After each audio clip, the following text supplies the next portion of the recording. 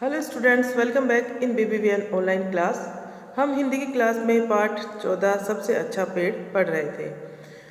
हमने इसमें पढ़ा कि तीन भाई घूमने के लिए निकलते हैं एक और उन्हें सबसे पहले आम का पेड़ मिलता है। आम के पेड़ के नीचे एक भाई वहीं रह जाता है, लेकिन दो भाई आगे निकल जाते हैं और आगे निकलने पे उन्हें किसका पेड़ मिलता है? केले का पेड़। केले के पेड़ को भी वह वैसे ही इस्तेमाल करते हैं और केले के पत्तों को भी इस्तेमाल करते हैं, बारिश से बचने के लिए छतरी की तरह उनका इस्तेमाल करते हैं और उन पत्तों पे वे खाना भी खाते हैं। वो वहाँ पे खाना खाते हैं और एक एक केला भी खाते हैं। इसके आगे हम पढ़ेंगे। देखिए, दूसरे भाई ने कहा मैं तो यहीं घर बनाऊंगा। अब दूसरे भाई को वो केले का पेड़ बहुत अच्छा लगा। उसे लगा कि ये तो बहुत यूज़फुल है, हम केले खा भी सकते हैं, पत्तों का भी इस्तेमाल कर सकते हैं, तो मैं यहीं अपना घर बनाऊंगा। केले के पेड़ से अच्छा क्या होगा? बढ़िया केले खाने को मिलेंगे, इसकी सब्जी बनाएंगे, कुछ केले हम बेच देंगे। केले के पेड़ से ज़्यादा अच्छा कुछ नहीं होगा।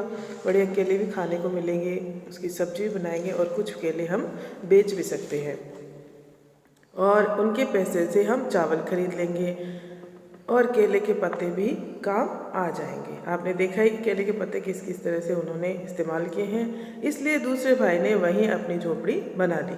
मगर तीसरा भाई आगे बढ़ता चला गया। चलते चलते उसे नारियल का एक पेड़ मिला।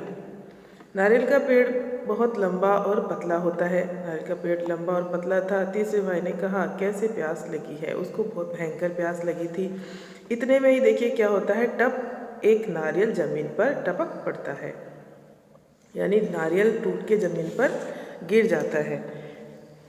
तीसरे भाई ने अपना चाकू निकाला, खर खर नारियल की जटाएं साफ की। नारियल का जो ऊपर का खोल होता है उसे उसने साफ किया चाकू से। फिर उसने नारियल के छिलके में मोटा सा छेद किया और उसका ठंडा मीठा पानी पिया। नारियल का पानी, उसे प्यास लगी थी तो नारियल का पानी पिया। नारियल के पेड़ की जो छोटी सी छाह थी, तीसरा भाई उसी छाह में बैठ गया और सोचने लगा आम का पेड़ बहुत बढ़िया होता है और आम भी बढ़िया अच्छा फल है। केले का पेड़ बड़े काम का होता है और केला खाने में अच्छा होता है। सोचने लगा वहाँ नारियल के पेड़ के पास बैठा बैठा कि कौन से पेड़ की क्या विशेषताएं हैं। पेड़ नीम का भी अच्छा है।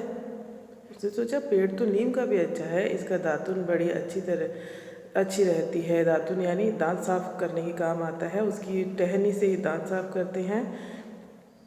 घर में कोई बीमार हो तो लोग नीम की टहनियाँ दरवाजे पर लटका देते हैं, जिससे क्या होता है कीटाणु आसपास नहीं आते हैं।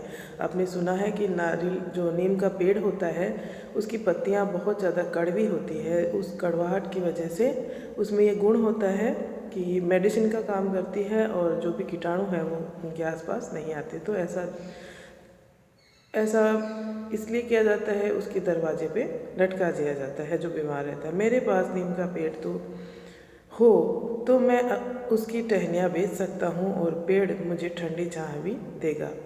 और अगर कहीं मेरे पास रबर का पेड़ होता तो रबर भी बनता है पेड़ों से, तो मैं उसका चाकू निकाल कर पेड़ की छाल में एक लंबा चीरा लगा देता।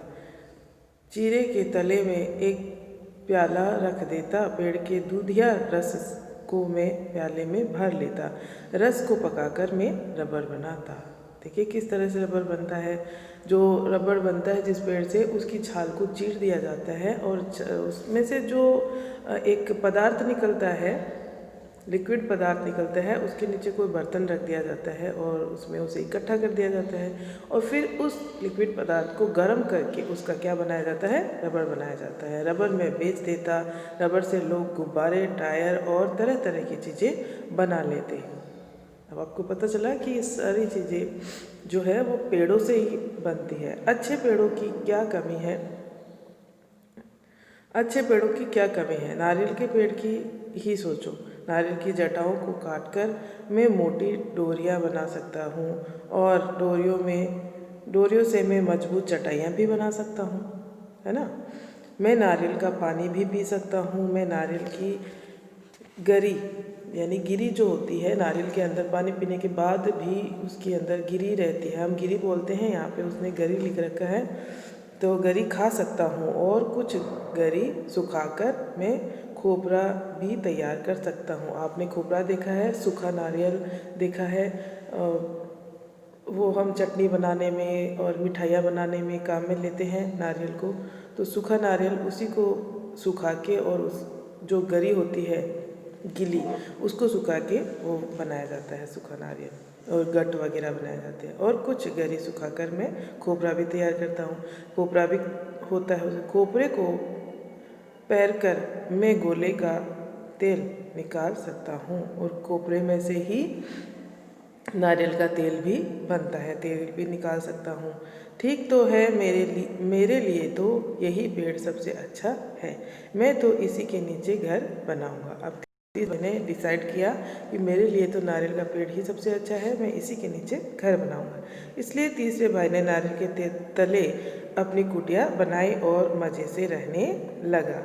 तुम्हारे लिए कौन सा पेड़ सबसे अच्छा है? देखिए, ये चैप्टर है जे भारत दास का लिखा हुआ है। इसमें हमें पेड़ों के बारे में जानकारी दी गई है कि पेड़ सभी अच्छे होते हैं, कोई भी पेड़ खराब नहीं होता है।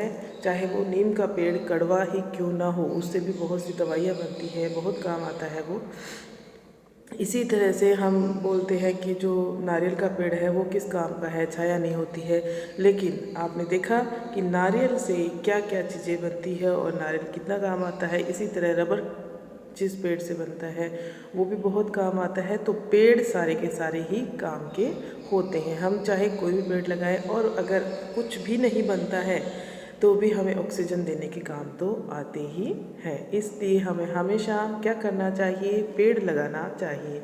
प्रत्येक मनुष्य को कम से कम 2 पेड़ तो लगाने ही चाहिए और उनका पालन पोषण भी करना चाहिए। सिर्फ पेड़ लगा देने से कुछ नहीं होता है। अगर हम उनकी देखभाल नहीं करेंगे, हम उन्हें टाइम पे पानी नहीं देंगे, टाइम पे उनमें खाद नहीं डालेंगे, तो वो जल जाएंगे, वो ख़त्म हो जाएंगे, फिर सूख जाएंगे वो पेड़। ओके स्टूडेंट्स, तो आपको अपने इस चैप्टर से यही सीख मिलती है हमें कि हमें हमारे जीवन में पेड़ ज़रूर लगाने चाहिए, क्योंकि पेड़ों का हमारे जीवन में बहुत ज़्यादा महत्व है। हमें बहुत सी चीज़ें पेड़ों से मिलती है। हमें प्राणवायु जो सबसे ज़्यादा ज़रूरी है हमारे जीवन के लिए, हमारा जीवन उसी ही से चलता है, वो भी किससे मिलती है? पेड़ों से ही मिलती है। तो आपने देखा पेड़ों के कौन कौन से क्या क्या लाभ होते हैं। ओके, तो आप इस चैप्टर को अच्छे से पढ़ेंगे और समझेंगे भी। सिर्फ पढ़ने के लिए नहीं चैप्टर होते हैं, उनको समझने के लिए और अपने जीवन में उन चीज़ों को उतारने के लिए होता है कि हम उन चीज़ों का अपने जीवन में इस्तेमाल करें। Thank you.